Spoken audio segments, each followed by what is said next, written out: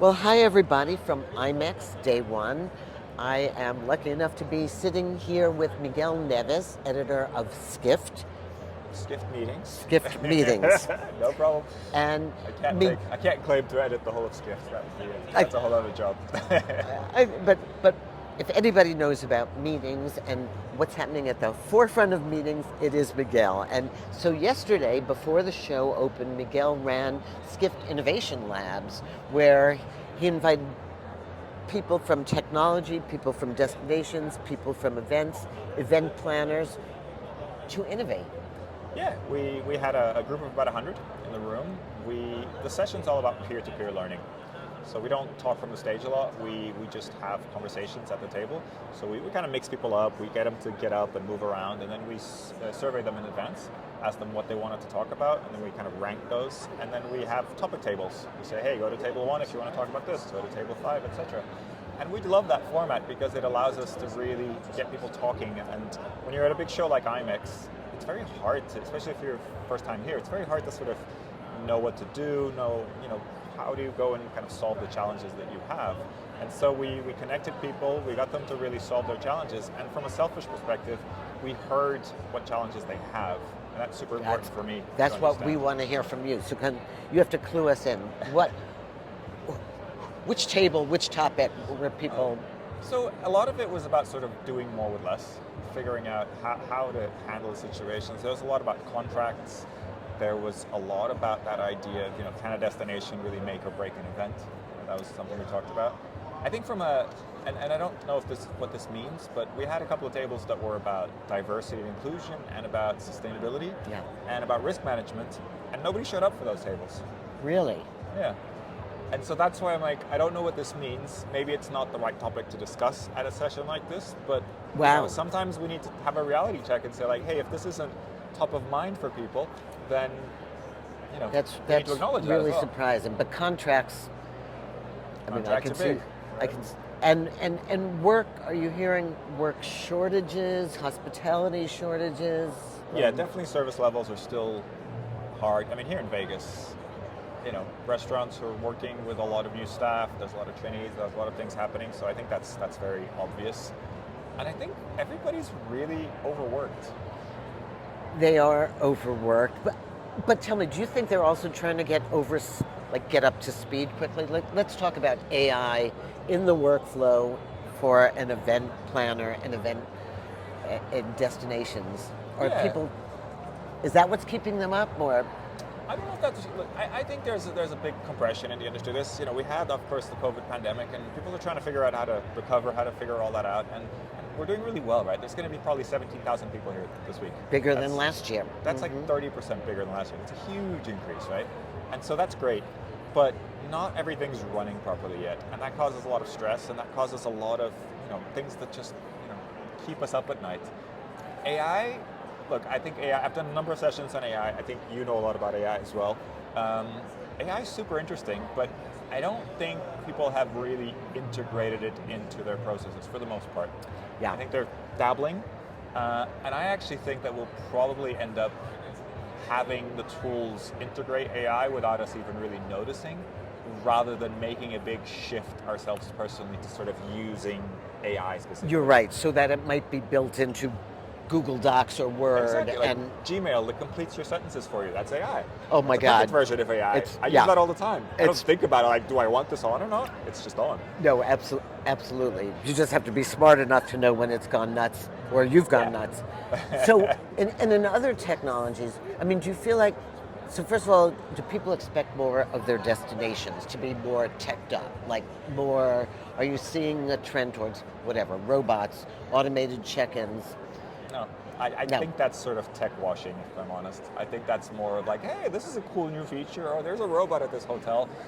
I don't see a lot of it making a big difference. VR destination travel, like let me go there first, no? I think the site visit sort of side of AR makes sense to me. Yeah.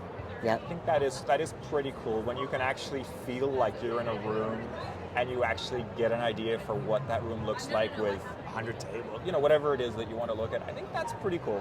Or what it feels like to enter this building That's really, I mean, the Paris Olympics, they've done that. They're going to do this whole opening ceremony on the Seine River, and like, there's not one location. There's 100 locations, and they've mapped all that out with VR, right? And I think that's a really fascinating use. You get to see probably every event or get to look at it all over. And I hear, we talked a little earlier, you told me about an event in Ukraine that was also spread out. Why don't we talk about this idea of using your space? I'm reporting on, I'm doing a story on Ukraine, and they're doing an event called the Emergency Summit in a couple of weeks. And that's kind of an interesting event because they're bringing it's about people that need, prosthetics and things like that. So they're kind of rallying the event community to bring together associations working in that area, in the medical field, etc. And so I started learning a little bit about what's happening in Ukraine, and I learned that events are happening. And because there's the danger of bombing, etc., and military attacks, this is in the city of Lviv, close to the Polish border, so 1,000 kilometers from the front. But still, there's always a possibility. Yeah. And so what they're doing is they're actually bringing events underground. They have these pretty interesting structures and buildings and venues, but they have no windows. They're sort of like, ready for that. And then they connect the venues virtually or hybrid, right? And I think that's fascinating because we think of hybrid events normally as this very strict, like, okay, we do this, we do the speaker at the same time online and this. Yeah. And in this case, we're actually sort of saying, hey, there's nowhere in the city where you can fit 3,500 people. So let's go underground and find big enough venues that we can connect through video and then make it work, right? And it's not like something we necessarily would design for, but you have to. Yeah, no, and I am intrigued by those. The Metropolitan Museum in New York is doing it now with AR scavenger hunts to guide you through their things. People are bringing iPads with them to live venues and bringing a friend along in their pocket, kind of a virtual friend. Seeing anything else sort of that's just intriguing on building community and non-traditional events? Sure. I think the latest kind of, you saw the latest Meta VR sets, that kind of thing. I think, seeing that and how that works, I'm starting to not necessarily be sort of a VR convert, but I'm starting to think there's something here, right? There's something there when you get to that level of fidelity, when you actually can sort of look at someone and it feels like you're actually looking at a real person. There's something there. I'm more of a fan of the Google approach, where you get that very high-end sort of Zoom call, and you have those systems that make you look face-to-face to someone. But I can see how that's a much more expensive approach, right? Like if Meta can do it with a $3,000 or a $300 headset, at the moment you still need to go and scan your body for like a day or something like that. It's something ridiculous. So it's not something. And that's $500 an hour, but yeah. Exactly. It's not accessible. But I'm starting to see, okay, this could be interesting. I still think it'll be really for high-end situations, or you really want to wish happy birthday to your relative in Australia who you haven't seen for many years, and you really want to make a big thing out of it. Yeah. Getting that feeling, I think that's going to be really important. I think there'll be levels. You'll have some low-res motion capture you can do on your phone, you can do on your iPhone right now, and then you'll have studios doing Tom Hanks and Robin Wright in a new movie. But I think, like we've seen with all these tools, they'll democratize. So let's talk about event tools. I see a few new tools on the show floor.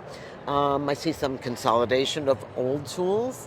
And I see a new generation, I actually do, with focusing on more presence, less Hollywood squares, more presence. Yeah, I'm seeing the same. I think we went through that kind of innovation gap. Everybody focused on virtual for a while. It was needed, very important, but nobody really was thinking about in-person for a while. So it takes a while to get that cycle going again. Yeah. And it's not just the innovation from the tech companies, but it's the sort of planners looking for stuff. I think they're still in this motion where, hey, it's great, we can bring everybody together and the industry's doing well, and we just want to make a good in-person experience. So I don't think a lot of planners are sort of looking for that virtual side of things. But you have, for example, I think it's CapTag, they have a badgy thing where it's like a digital badge. And we were doing those like 10 years ago, that people were doing those, and suddenly they've come back and did it, slimmer, lighter. And I first looked at it and went, what is this? Some weird throwback from like the 2000s? Like, what are we talking about here? But suddenly I was like, well, it kind of of makes sense because it can do stuff that your app can't do, Yeah. and it can have your name all the time, and it's light. And it's Well, sort of like QR codes. They were exactly. they've They been were around. dead, and then suddenly they came back. Yeah, yeah. Well, I would love to hear the post-show report from you, and I know you'll be reporting. So where can our members find out your thoughts on the show? All on skiftmeetings.com. All It's on- open access. There's no registration, and yeah, I'd love it if you subscribe and do all that kind of stuff. But we're there. And That's where we are. I will vouch for the fact that Miguel is the most approachable person if you have a question, an event, something to talk about, because we are experimenting, I think, with a whole new generation of tools and events. So Absolutely. thanks for being here. Thank you for inviting me.